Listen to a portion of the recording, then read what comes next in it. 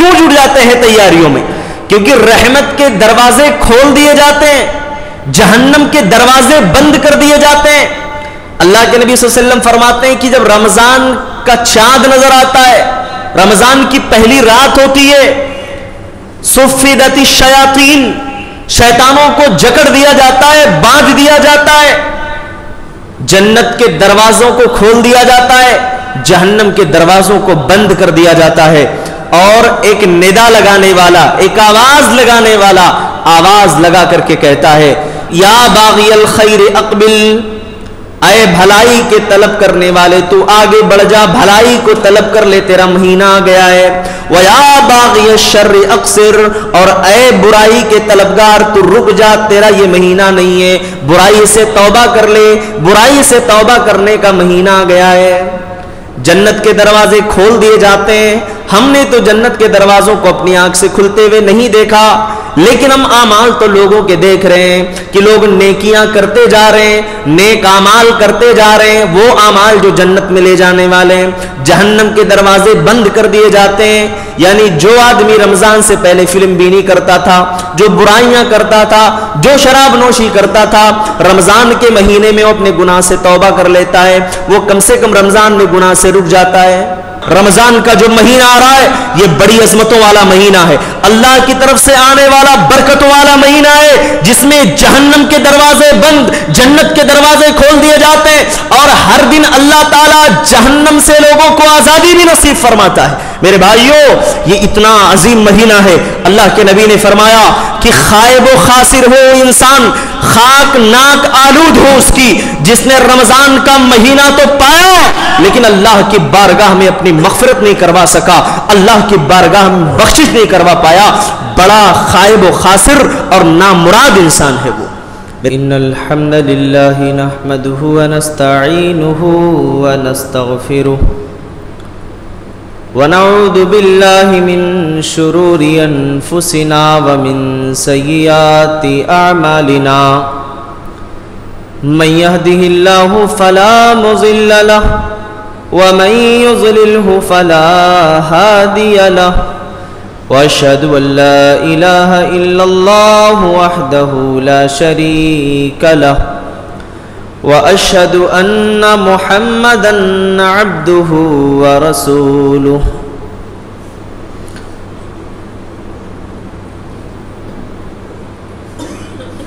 فاعوذ باللہ من الشیطان الرجیم، بسم اللہ الرحمن الرحیم۔ یا ایہا الذین آمنوا اتقوا اللہ حق تقاتہ ولا تموتن الا وانتم مسلمون۔ یا ایہا الناس اتقوا ربکم الذی خلقکم من نفس واحدہ وخلق منها زوجها وبث منهما رجالا كثيرا ونساء، واتقوا الله الذي تساءلون به والأرحام إن الله كان عليكم رقيبا۔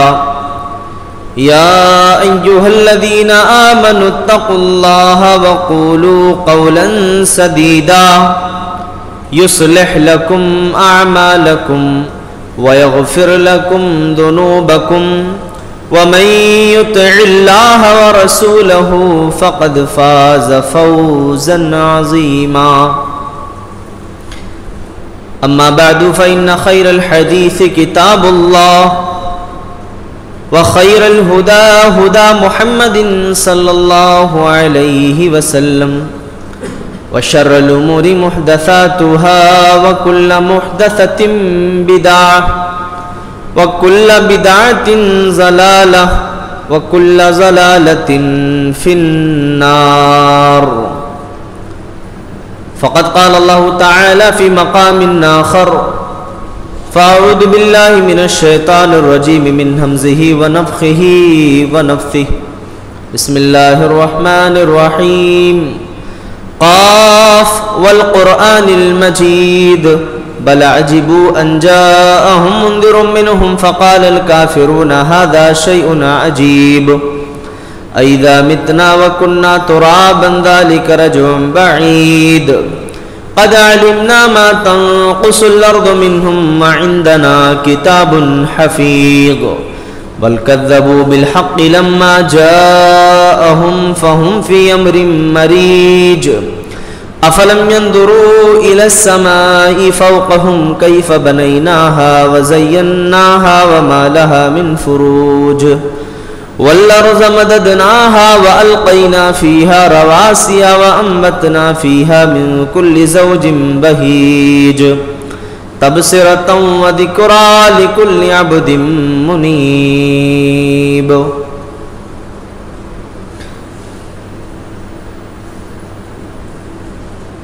معزز حاضرین جمعہ، پردہ نشین ماں اور بہنوں، پیارے بچوں اور اسلامی بھائیوں،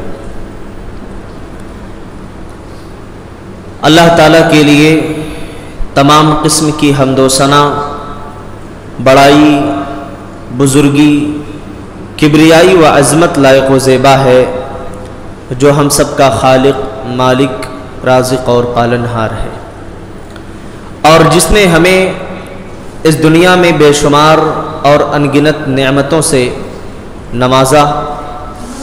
بعدہ درود و سلام کا نذرانہ ہو بالخصوص ہمارے آخری پیغمبر جناب محمد رسول اللہ صلی اللہ علیہ وسلم پر، اور بالعموم تمام انبیاء کرام علیہم السلام پر. معزز حضرات، یہ بات ہم اور آپ بخوبی جانتے ہیں کہ رحمتوں اور برکتوں والا مہینہ، عظمتوں والا مہینہ انتہائی قریب ہے، اور ہم اور آپ بڑے خوش نصیب ہیں یا ہوں گے انشاءاللہ کہ اللہ تعالیٰ نے ہمیں یہ مہینہ عنایت فرمایا ہے. ہم اور آپ اس مہینے میں بصحت و سلامتی داخل ہوں اور بصحت و عافیت انتہائی خوش و خضوع کے ساتھ عبادات کی انجام دہی ہم سے ہو سکے. اللہ تعالیٰ سے ہم یہ دعا کرتے ہیں، اللہ تعالیٰ ہمیں علم اور حسن عمل کی توفیق نصیب فرمائے. حضرات گرامی، رمضان ہم سے کیا تقاضا کرتا ہے؟ رمضان کیا ہم سے چاہتا ہے؟ اور رمضان کا مہینہ جب آتا ہے تو ایک مومن کی زندگی کے اندر، ایک مسلمان کی زندگی کے اندر کتنی زیادہ تبدیلیاں آنی چاہیے اور اسے کیا تیاریاں کرنا چاہیے، یہ ایک اہم سوال ہے جس کا جواب میں آج کے اس خطبہ جمعہ میں انشاءاللہ کتاب و سنت کی روشنی میں پیش کرنے کی کوشش کروں گا. سب سے پہلے ہم اور آپ اپنا محاسبہ کریں. رمضان کے تقاضے کیا ہیں یہ ہم بعد میں دیکھیں گے. سب سے پہلے ہم یہ خود کا محاسبہ کریں کہ ہم نے اپنی آخرت بنانے کے لیے، اس کو سنوارنے کے لیے اور اس کی تیاری کے لیے کتنا کوشش کیا ہے، اور کتنا ہم نے اپنے نیکیوں میں اضافہ کیا ہے، اور کتنا ہم نے اپنے نیکیوں کی حفاظت کی ہے. یہ ایک اہم سوال ہے جو ہمیں اپنے آپ سے پوچھنا چاہیے. ہماری زندگی میں پیسوں کی، پونجی کی، تمام چیزوں کی ایک لسٹ ہوتی ہے، ایک حساب کتاب ہوتا ہے. ایک بزنس کرنے والا ہمیشہ اپنے بزنس میں مائنس اور پلس دیکھتا ہے، کتنا مائنس ہوا، کتنا پلس ہوا، کتنا نقصان ہوا، کتنا فائدہ ہوا. کیا ہم کبھی اپنے بارے میں سوچتے ہیں کہ ہم نے نیکیوں کے معاملے میں اپنا کتنا فائدہ کیا ہے اور کتنا نقصان کیا ہے؟ کیونکہ دیکھیے، یہ بات ہر تاجر کو معلوم ہے کہ اگر ہم فائدہ اور پروفٹ جو ہمیں مل رہا ہے اس کو اگر ہم یوں ہی خرچ کرتے چلے جائیں گے، اس کی حفاظت جو ہماری جمع پونجی ہے اس کی نہیں کریں گے، اس کو بھی خرچ کرتے چلے جائیں گے، تو اس کو معلوم ہے کہ ہماری تجارت کا نقصان ہونے والا ہے، اس کا کوئی فائدہ نہیں ہوگا. اللہ تعالیٰ ہمیں یہ موقع دے رہا ہے، اس میں ہم یہ اپنا محاسبہ کر کے دیکھیں کہ ہم نے کل کے لیے کیا تیاری کی ہے. قرآن مجید کے اندر اللہ تبارک و تعالیٰ اسی بات کی طرف توجہ دلانے کے لیے ہمیں اور آپ کو، یعنی ایمان والوں کو اللہ تعالیٰ مخاطب کر کے فرماتا ہے یا ایھا الذین آمنوا اتقوا اللہ، اے ایمان والو تم اللہ کا تقوی اپنے دلوں کے اندر پیدا کرو، ولتنظر نفس ما قدمت لغد، اور تم میں سے ہر نفس یہ غور کرے کہ اس نے کل کے لیے کیا تیاری کی ہے۔ ولتنظر نفس، یہ نکرہ آیا ہے، عربی پڑھنے والا ایک طالب علم سمجھتا ہے کہ جیسے نکرہ نفی کے سیاق میں ہو تو عموم کا فائدہ دیتا ہے، ایسے نکرہ جب امر کے سیاق میں ہو تو عموم کا فائدہ دیتا ہے، یعنی ہر ایک نفس غور کرے، چاہے وہ کوئی بھی ہو، مسلمان ہو، غیر مسلم ہو، کوئی بھی ہو، ہر ایک یہ غور کرے کہ اس نے کل کے لیے کیا تیاری کی ہے۔ اور اللہ تعالیٰ نے آخرت کو غد کہا، غد مانے کل، آنے والا کل، یعنی گویا کہ وہ آخرت کا دن کل ہی تو ہے۔ کل کا مطلب کہ جس دن انسان کی زندگی ختم ہو گئی اس کے بعد اس کا مرحلہ شروع ہو گیا۔ وَلْتَنْظُرْ نَفْسٌ مَا قَدَّمَتْ لِغَدٍ، اور ہر ایک نفس یہ غور کرے کہ اس نے کل کے لیے کیا تیاری کی ہے۔ وَاتَّقُوا اللَّهَ، اے لوگو تم اللہ سے ڈرتے رہو، اللہ کا تقوی اپنے دلوں میں پیدا کرو، اور یہ جان لو ان اللہ خبیر بما تعملون، کہ تم جو بھی عمل کر رہے ہو اللہ اس کے بارے میں باخبر ہے۔ اللہ کو سب پتا ہے کہ آپ جو عمل کر رہے ہو وہ کتنے خلوص کے ساتھ، ہم جو اعمال کر رہے ہیں کتنی للہیت کے ساتھ، اللہ کو ہر ایک بات معلوم ہے، اللہ کو سب پتا ہے۔ اس کے بعد اللہ تبارک و تعالیٰ نے ایمان والوں کو مخاطب کیا اور کہا کہ ان لوگوں کی طرح مت ہو جاؤ جنہوں نے اللہ کو بھلا دیا۔ یہ رمضان کا مہینہ آتا ہے، رمضان کے مہینے کے آنے سے پہلے آپ دیکھیں کہ لوگ تیاریوں میں جٹ جاتے ہیں۔ رمضان میں آدمی برائیوں سے رک جاتا ہے، کتنا بڑا مجرم ہو، کتنا بڑا گنہگار ہو، آپ اس کی ہسٹری اٹھائیں، معلوم کریں تو کم سے کم رمضان کے اندر عام دنوں کے مقابلے میں اس کی برائی تو کم ہی ہوگی۔ اگر مکمل نہیں چھوڑتا ہے تو کم سے کم برائیاں اس کی کم ہو ہی جاتی ہیں۔ اور ایک آدمی جو خیر کے کام میں بہت سست تھا، کاہل تھا، رمضان کا مہینہ آتا ہے بڑھ چڑھ کر کے حصہ لیتا ہے۔ جو کبھی نمازوں میں، فرض نمازوں میں نظر نہیں آتا وہ تراویح کی نماز پابندی سے پڑھتا ہے۔ میرے بھائیوں، یہ ہے جنت کے دروازے کھول دیے جاتے ہیں۔ اللہ تبارک و تعالیٰ آگے فرماتے ہیں وَلَا تَكُونُوا كَالَّذِينَ نَسُوا اللَّهَ فَأَنسَاهُمْ أَنفُسَهُمْ أُولَئِكَ هُمُ الْفَاسِقُونَ، اے لوگوں تم ان کی طرح نہ ہو جاؤ جنہوں نے اپنے آپ کو بھلا دیا، تو اللہ تبارک و تعالیٰ کو جنہوں نے بھلا دیا تو اللہ نے ان کو اپنے آپ سے ان کو غافل کر دیا۔ ہم اگر یہ سمجھتے ہیں کہ ہم اللہ کو بھلا دیں گے، اللہ کے ذکر سے منہ موڑ لیں گے تو دنیا میں ہم بڑے کامیاب ہو جائیں گے، نہیں میرے بھائیوں، اللہ فرماتا ہے کہ تم اللہ کو بھلاؤ گے تو اللہ تمہیں اپنے آپ سے بھی غافل کر دے گا۔ کتنے ایسے لوگ ہیں اللہ کو بھولے بیٹھے ہیں، آپ ان کی زندگیوں کو دیکھو، ان کو سکون نہیں ہے، چین نہیں ہے، اطمینان نہیں ہے ان کی زندگی میں۔ اللہ نے فرمایا لا یستوی اصحاب الجنتی و اصحاب النار، یہ جنتی اور یہ جہنمی یہ کبھی ایک نہیں ہو سکتے، برابر نہیں ہو سکتے ہیں۔ یہ جو جنتی ہیں یہ اللہ کیا ان کا ایک مقام ہے، ایک مرتبہ ہے، اور جو جہنمی ہے وہ ناکام ہے، نامراد ہے، اللہ کی نظر میں وہ کامیاب نہیں ہو سکتے۔ سوال یہ ہے کہ رمضان کا مہینہ آ رہا ہے، ہم کیا کریں؟ رمضان ہم سے کیا تقاضا کرتا ہے؟ آئیے سب سے پہلے اس آیت کریمہ کو دیکھتے ہیں جس میں اللہ تعالیٰ نے رمضان کے روزوں کی فرضیت کی بات کی ہے۔ یا ایھا الذین آمنوا کتب علیکم الصیام کما کتب علی الذین من قبلکم لعلکم تتقون، اے ایمان والو تمہارے اوپر روزے فرض کر دیے گئے جیسے تم سے پہلے لوگوں پر کیے گئے تھے تاکہ تم اللہ کے متقی بندے بن جاؤ۔ گویا رمضان کا مہینہ آتا ہے یہ ہمیں مشق کرانے کے لیے کہ ہمارے دل میں اللہ کا تقوی بیٹھ جائے۔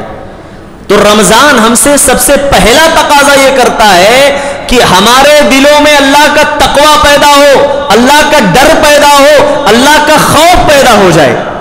سب سے پہلا یہ رمضان کا تقاضا ہے میرے بھائیوں۔ اور اس تقاضے سے پہلے رمضان ہم سے یہ بھی تقاضا کرتا ہے کہ ہم اپنی نیت کو خالص کر لیں، نیت کو صاف کر لیں۔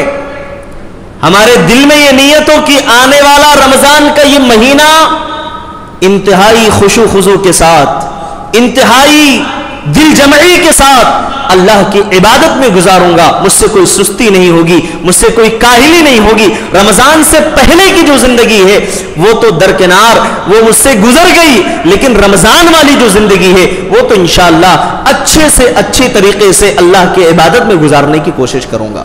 یہ ایک مومن کا سب سے پہلا ارادہ ہونا چاہیے۔ نیت کی بات میں کیوں کر رہا ہوں؟ دیکھیں نیت، کیونکہ اعمال کا دار و مدار نیت کی بنیاد پر ہے۔ آپ کی نیت جتنی خالص ہوگی عمل بھی آپ ویسے ہی انجام دے گی۔ نیت خالص نہیں کوئی فائدہ نہیں۔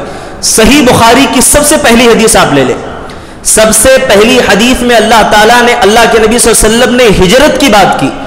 ہجرت کرنا نیکی کا کام ہے، اپنا گھر بار چھوڑنا، مال و اولاد کو چھوڑ دینا، اپنے وطن کو چھوڑ دینا، دور نکل جانا نیکی کا کام ہے۔ ایک آدمی دنیا کمانے کے لیے گھر چھوڑتا ہے، ایک آدمی دین کے لیے گھر چھوڑتا ہے، دین کی سربلندی کے لیے، اللہ کے دین پر عمل کرنا اس کے لیے مشکل ہو رہا تھا، اپنا وطن چھوڑ دیا۔ دونوں کا کام ایک ہے، گھر دونوں نے چھوڑا ہے، مال و اولاد دونوں نے چھوڑا ہے، لیکن دونوں کے درجات میں زمین آسمان کا فرق ہے۔ وہ آدمی جس نے دنیا کے لیے اپنا گھر بار چھوڑا، اللہ کی نظر میں وہ آدمی بہت بڑا پرہیزگار متقی نہیں، اس کو کوئی اجر و ثواب نہیں ملے گا، لیکن جس نے اللہ کے لیے، اللہ کے دین کے لیے، اللہ کی رضا حاصل کرنے کے لیے، اللہ کی خوشنودی کمانے کے لیے اپنے گھر بار کو، اپنے وطن کو، اپنے ماں باپ کو، اپنے اولاد کو، اپنے اہل و عیال کو چھوڑا ہے، اللہ کی نظر میں وہ آدمی بہت پسندیدہ ہے، اور اس کا یہ ہجرت کرنا اللہ کو پسند ہے۔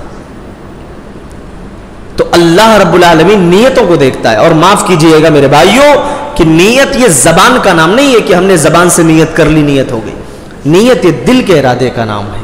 آپ دل سے نیت کریں، ارادہ دل سے کریں۔ کیا ارادہ آپ کر رہے ہیں؟ نیت کس چیز کی کر رہے ہیں؟ رمضان کا مہینہ آ رہا ہے، اے اللہ، آدمی یہ عزم کرے، اللہ سے دعا کرے کہ اے اللہ مجھے رمضان کے اس مہینے میں صحت و سلامتی کے ساتھ تو داخل فرما۔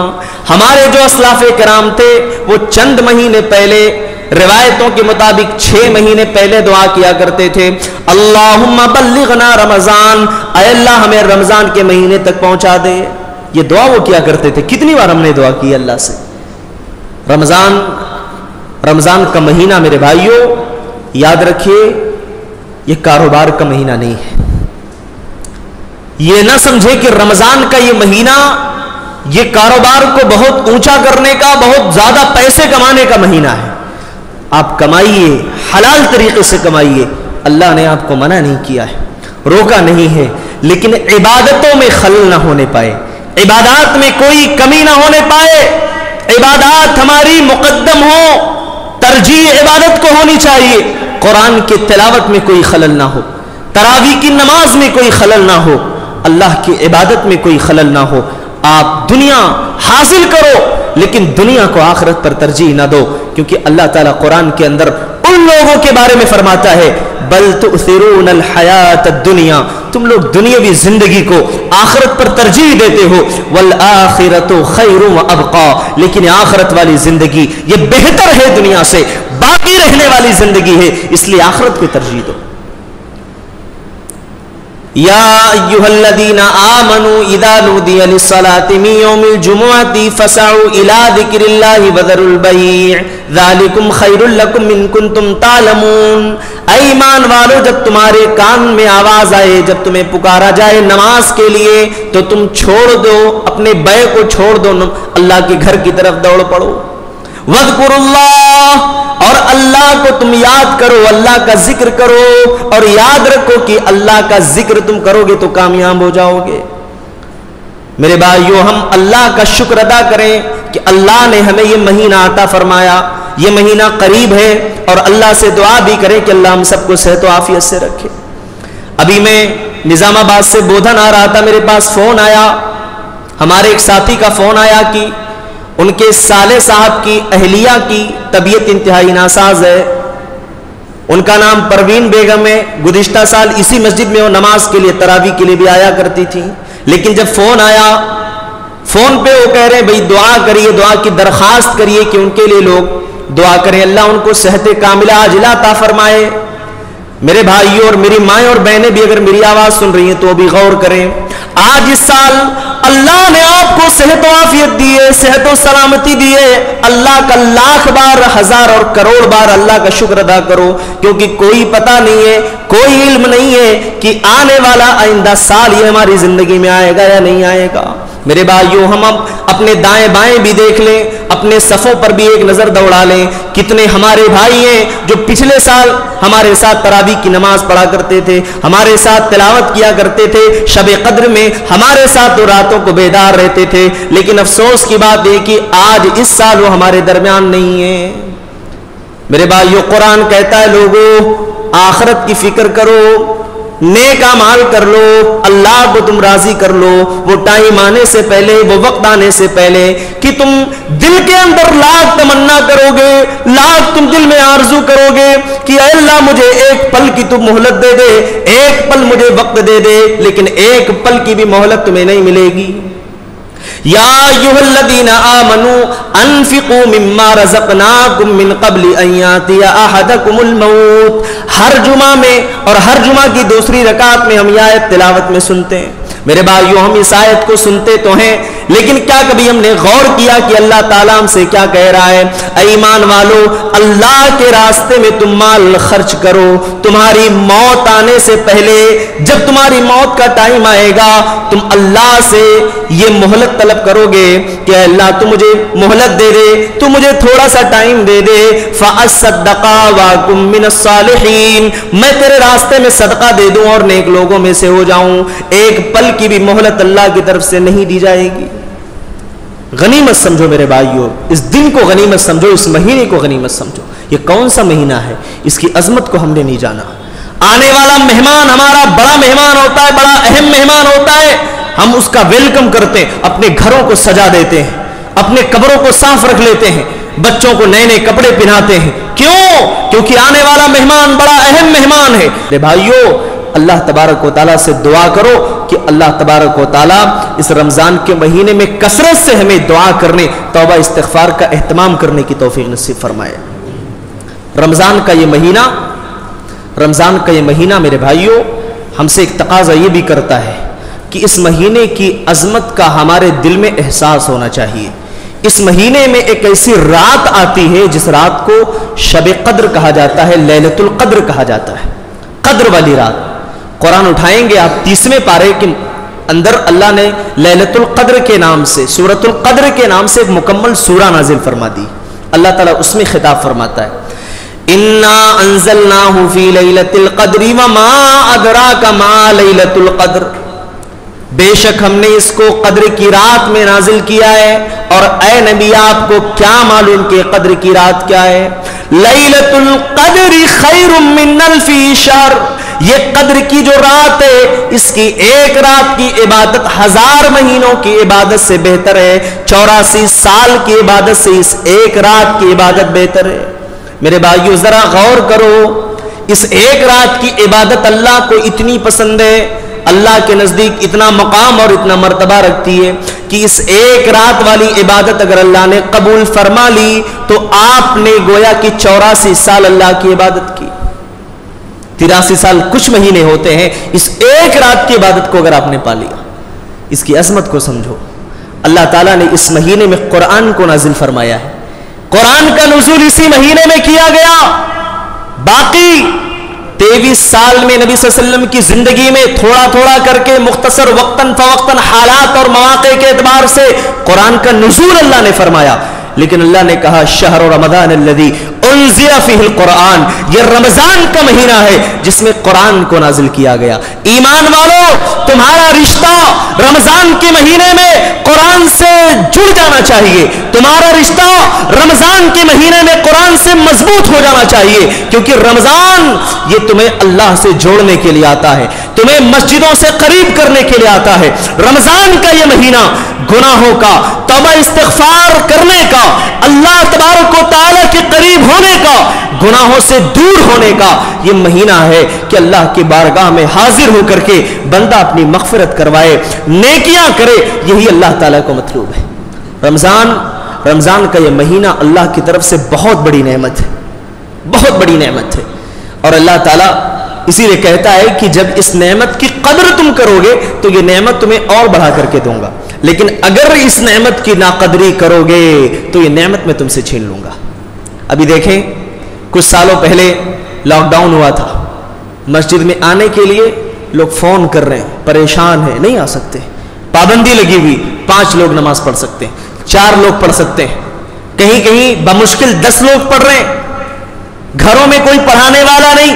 اسی لیے میں بار بار کہتا ہوں میرے بھائیوں کہ اپنے بچوں کو قرآن پڑھاؤ، قرآن کی تعلیم دلاؤ۔ کہیں ایسا موقع نہ آ جائے کہ تراویح کی نماز آپ مسجدوں میں نہیں پڑھ سکتے، کم سے کم اپنے گھر میں آپ اہتمام کر سکتے، اپنے گھر میں آپ نمازیں پڑھ سکتے ہیں۔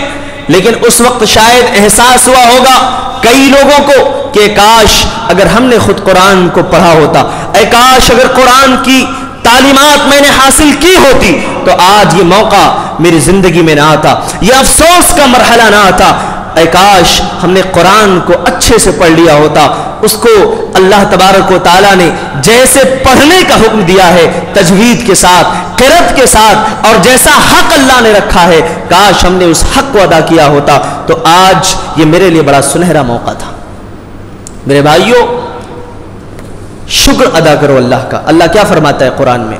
لَإِن شَكَرْتُمْ لَأَزِيدَنَّكُمْ وَلَئِن كَفَرْتُمْ إِنَّ عَذَابِي لَشَدِيدٌ۔ اے میرے بندو، اگر تم شکر ادا کرو گے تو میں تمہیں اور بڑا کر کے دوں گا، اور اگر نہ شکری کرو گے، نہ قدری کرو گے تو میرا عذاب بڑا سخت ہے۔ میرے بھائیوں، رمضان کا جب مہینہ آ جائے تو اس پر شکر ادا کرنا یہ کیا ہے کہ آپ اللہ کی عبادت کے ساتھ جڑ جائیں، اپنی تمام تر دنیاوی مصروفیات سے آپ فارغ ہو جائیں، یہی تو شکر ہے۔ اگر آپ نماز نہیں پڑھ رہے ہو، فرض بھی چھوٹ رہی ہے، تلاوت بھی ترک کر دی، تراویح کی بھی پابندی نہیں، اور اپنی دنیا میں لگے ہوئے ہیں، تو میرے بھائیوں اس کا مطلب کہ اللہ کی اس نعمت کی ناقدری کر رہے ہیں۔ مجھے بتائیے آپ، اگر آپ کے گھر میں کوئی مہمان آ جائے تو کیا اس کی میزبانی آپ نہیں کرو گے؟ آپ گھر سے باہر چلے جاؤ گے؟ مہمان گھر میں ہے اور آپ باہر گھوم رہے ہیں، باہر کی دنیا دیکھ رہے ہیں، لیکن مہمان کی کوئی خبرگیری نہیں، اسے کیا دینا ہے، کیا کھلانا ہے، کیسے اس کی عزت کرنا ہے، اس کی کوئی پرواہ نہیں۔ اور اگر اس کی پرواہ نہیں ہے، آپ باہر پھر رہے ہیں، اس کا مطلب کہ اس مہمان کی عزت اور اس کا مقام آپ کے ذہن و دماغ میں نہیں۔ رمضان کا یہ مہینہ جب آ جائے تو اللہ تعالیٰ سے اپنے آپ کو ہم جوڑ لیں۔ اللہ تعالیٰ کیا فرماتا ہے؟ میرے بندو، اپنے آپ پر ظلم کیا ہے تو ظلم کرنے کے بعد نا امید مت ہونا، مایوس نہیں ہونا۔ اللہ تبارک و تعالیٰ تمہارے گناہوں کو معاف کرنے والا ہے۔ قُلْ يَا عِبَادِيَ الَّذِينَ أَسْرَفُوا عَلَىٰ أَنفُسِكُمْ لَا تَقْنَطُوا مِن رَحْمَةِ اللَّهِ۔ اے نبی، آپ میرے بندوں کو یہ پیغام سنا دو کہ اے میرے بندو، جنہوں نے اپنے اوپر ظلم کیا ہے، اپنے نفسوں کے اوپر ظلم کیا ہے، تم اللہ کی رحمت سے نا امید نہ ہونا، اللہ کی رحمت سے تم مایوس نہ ہونا۔ اللہ تمہارے گناہوں کو معاف کرنے والا ہے، تو زمین بھر کے گناہ لے کر کے آئے گا، اللہ اس سے بڑھ کر کے رحمتیں لے کر کے آئے گا، لیکن شرط یہ ہے کہ سچی توبہ اللہ سے کرے۔ اللہ کو جھوٹی توبہ پسند نہیں، اللہ کو سچی توبہ پسند ہے۔ یا ایھا الذین آمنوا توبوا الی اللہ توبۃ نصوحا، ایمان والو اللہ سے توبہ کرو لیکن سچی توبہ کرو۔ اللہ کو سچی توبہ پسند ہے۔ سچی توبہ کیا؟ سب سے پہلی شرط اس گناہ کو چھوڑ دیں جو کر رہے ہیں، یہ سب سے پہلی شرط ہے۔ دوسری شرط، مستقبل میں اس گناہ کے نہ کرنے کا عزم اپنے دل میں پیدا کر لیں۔ اور تیسری شرط، سچے دل کے ساتھ نیت خالص کر کے دعا کریں۔ اور چوتھی شرط یہ ہے کہ کسی کا حق مارا ہے، کسی پر ظلم کیا ہے تو اس کا حق فوراً واپس کر دیں، لوٹا دیں، تب اللہ تعالیٰ آپ کی سچی توبہ قبول فرمائے گا۔ یہ نہیں سوچنا کہ رمضان کا تو مہینہ آ گیا، لوگوں کے حقوق مار کے بیٹھا ہوں، اب تو اللہ کی بارگاہ میں دعا کروں تو اللہ میری توبہ قبول فرما لے گا۔ نہیں میرے بھائیو، اگر حقوق مارا ہے تو جب تک واپس نہیں کرو گے، معافی نہیں مانگو گے، اللہ تعالیٰ اس گناہ کو معاف نہیں کرنے والا، کیونکہ اللہ کا وعدہ ہے کہ جو حقوق اللہ کے ہیں اللہ اسے تو معاف کر سکتا ہے، لیکن جو بندوں کے حقوق ہیں جب تک وہ خود معاف نہ کرے اللہ نہیں معاف کرتا ہے۔ میرے بھائیوں، یہ رمضان کا مہینہ ہے، رمضان کے مہینے میں ہمیں رمضان کے احکام و مسائل بھی سیکھ لینا چاہیے، اس سے پہلے سیکھنا چاہیے۔ رمضان ہم سے یہ بھی تقاضا کرتا ہے کتنے ایسے لوگ ہیں میرے بھائیوں کہ انہیں وتر میں کون سی دعا پڑھنا ہے وہ دعا نہیں معلوم، وتر میں کس دعا کا اہتمام کرنا ہے دعا نہیں معلوم، دعائیں سیکھ لو۔ نماز تراویح کتنی رکعت پڑھنی ہے نہیں معلوم، مسائل سیکھ لو۔ نماز تراویح کس انداز میں پڑھنا ہے، اللہ کے نبی کیسے پڑھتے تھے، یہ طریقہ بھی سیکھ لو۔ اللہ کے رسول صلی اللہ علیہ وسلم کی نماز کا یہ عالم ہوتا تھا۔ حضرت عائشہ فرماتی ہیں کہ اللہ کے نبی 4 رکعت پڑھتے تھے۔ فَلَا تَسْأَلْ عَنْ حُسْنِهِنَّ وَطُولِهِنَّ، اس کی طوالت کے بارے میں کہ کتنی طویل رکعت ہوتی تھی، اس کی خوبصورتی کے بارے میں کتنی خوبصورت نماز پڑھتے تھے مت پوچھو۔ پھر 4 رکعت اللہ کے نبی پڑھتے تھے، پھر اسی خوبصورتی کے ساتھ اور اسی خشوع خضوع کے ساتھ اس کے بعد 3 رکعت اللہ کے نبی وتر کا اہتمام فرماتے تھے۔ یہ اللہ کے نبی صلی اللہ علیہ وسلم کی نماز کا طریقہ تھا، یہ اللہ کے نبی صلی اللہ علیہ وسلم کا انداز تھا۔ میرے بھائیوں ہمارے سامنے تو موجود ہے، دلائل موجود ہے، لیکن افسوس ہے آج قرآن کا مذاق بنایا جاتا ہے، لوگ خاموش بیٹھے رہتے۔ ہمارا کوئی مذاق بنائے ہم خاموش نہیں بیٹھتے، ہمیں کوئی برا بھلا کہے ہم اس سے لڑ جاتے ہیں، لیکن اللہ کے دین کا مذاق بنایا جا رہا ہے، قرآن کا مذاق بنایا جا رہا ہے کہ جو قرآن انتہائی تدبر کے ساتھ، تفکر کے ساتھ، غور و فکر کرتے ہوئے پڑھنے کا حکم تھا، اس قرآن کو ہم نے 3 دن کے اندر، 5 دن 10 دن کے اندر ہم نے ختم کرنا شروع کر دیا۔ میرے بھائیوں قرآن ختم کرو لیکن اتنے تدبر اور تفکر کے ساتھ کہ اس قرآن کی آیت کو سمجھتے ہوئے سورہ میں اللہ نے پیغام کیا دیا اس پیغام کو بھی سمجھتے ہوئے۔ لیکن افسوس کی بات ہے شبینہ ہو رہا ہے، نمازیں لوگ پڑھ رہے ہیں، جلدی جلدی نمازیں پڑھی جا رہی ہیں۔ اللہ کو یہ عبادت مطلوب نہیں میرے بھائی، اللہ کو وہ عبادت مطلوب ہے جو خشوع خضوع کے ساتھ ہو، جس میں بندہ یہ محسوس کرے کہ میں اپنے رب کو دیکھ رہا ہوں۔ اگر یہ نہیں محسوس کرتا تو یہ تصور کرے کہ اللہ مجھ کو دیکھ رہا ہے۔ میرے بھائیو رمضان ہم سے یہ بھی تقاضا کرتا ہے کہ رمضان کے مسائل ہم سمجھ لیں، وقت آ چکا ہے، اب ٹائم نہیں بچا، اس کے مسائل کیا ہیں، کیسے عبادت کرنی ہے، اس کے لیے کیسے ہمیں تیاری کرنی ہے، وہ ساری تیاریاں پہلے مکمل کر لیں۔ ایک اور پیغام کہ رمضان میں خرید و فروخت اور دیگر پکوانوں میں اپنا وقت ضائع نہ کریں۔ میری مائیں اور بہنیں بھی بیٹھی ہیں سن رہی ہیں، میں یہ پیغام آپ سبھی کو دینا چاہوں کہ ہم اور آپ خرید و فروخت میں اپنا وقت برباد نہ کریں، پکوان میں وقت برباد نہ کریں، پہلے تیاری مکمل کر لیں تاکہ جب افطار کا وقت ہو تو کم سے کم اللہ سے دعا کرنے کے لیے موقع تو ملے۔ یہاں کچن میں ساری تیاریاں چل رہی ہیں، ابھی تیاری مکمل نہیں ہوئی، اذان کی آواز ہمارے کانوں میں گونجنے لگتی ہے، ٹائم ہو جاتا ہے، نہیں فرصت ملا، وضو بنانے کا بھی ٹائم نہیں ملا، دعا کرنا تو درکنار۔